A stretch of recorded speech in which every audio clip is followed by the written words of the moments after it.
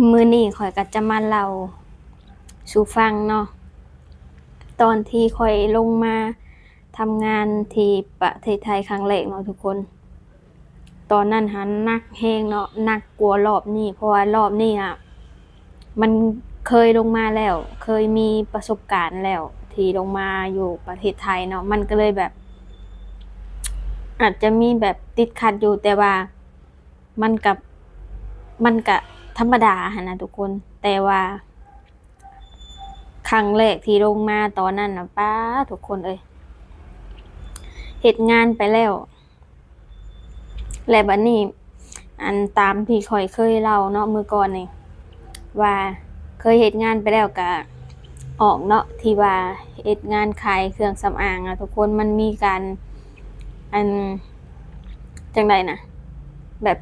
ไอ้ใช้แบบยิงกันนะทุกคนมันก็เลยแบบในซอยนั้นน่ะอันเจ้านายเพิ่นก็เลยปิดร้านปิดอิหยังเพิ่นก็เลยบอกว่าคันว่ามีงานใหม่ก็หาเฮ็ดเด้อเพราะว่า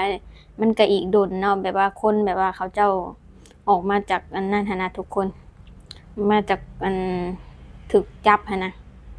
แล้วข้อยก็เลยออกแล้วช่วงนั้นก็หนักหน่วงแรงเงินก็บ่มีพอกีบทุกคนเอ้ยเงินน่ะบาทหนึ่งก็บ่มีเนาะเพราะว่า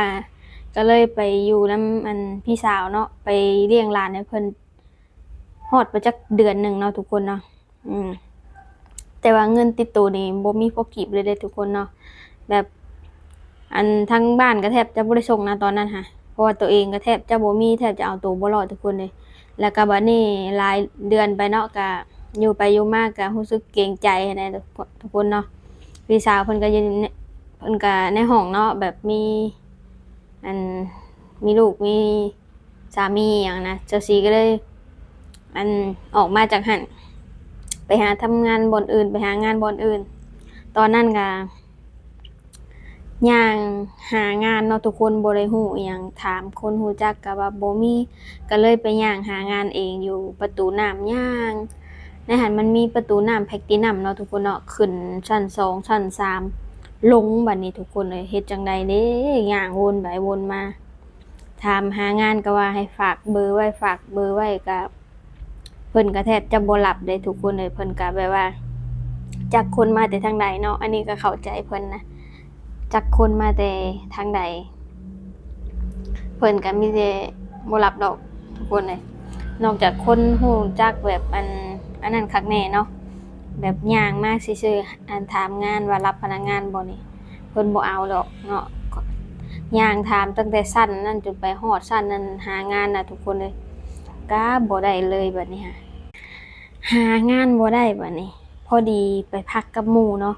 หมู่ก็ข้าวไหม้ปลามันทุกคนเอ้ย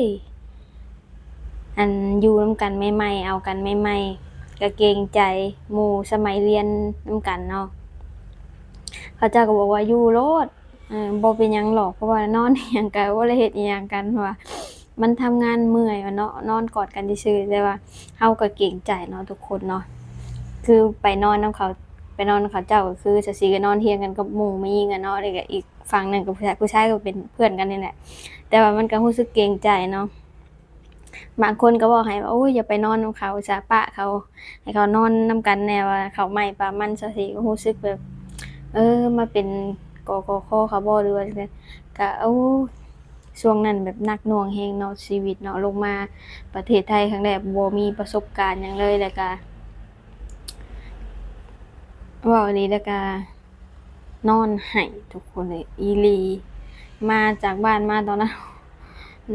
ได้แต่นั่งไห้นอนไห้เฮ็ดจั่งใดเด้บัดนี้นะทุกคน แล้วบัดนี้ก็หางานไปหางานมาแล่นพุ่นแล่นพี่แบบ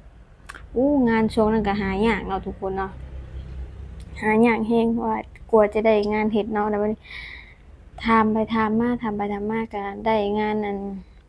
หยังก็งานร้านอาหารที่เฮ็ดมาอยู่6ปี7ปีหั้นนะทุกคนก่อนจะแบบจะได้กลับบ้านแล้วก็แบบว่าในหั้นมันก็อิหยังเนาะบัดนี้ในหั้นมันก็แบบอัน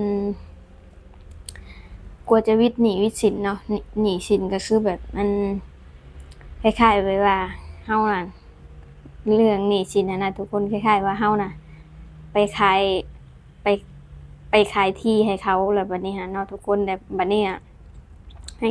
ให้ผัวเมียคู่หนึ่งอะแหละแต่พอเขาสิปะกันผัวก็ยกให้เมียบ่เอาเมียสิเอาเงินบัดนี้โอ้เงินทางนี้ก็ใช้เบิดได้เนาะทางครอบครัวจั่งซี้ก็ใช้เบิดแล้วมันก็เลยต้องหาใช้หาอันใช้หนี้แบบมันหนี้แบบเราก็บ่ได้ไปยืมนะทุกคนหนี้แบบมันมาแบบแบบแปลกๆเลยเนาะก็เลยแบบต้องหาใช้อีกเนาะกว่าจะวิทย์เนี่ยก็หลายปีทุกคนนี่แหละชีวิตน่ะเพื่อจะผ่านพ้นมาแต่ละวีกเนาะ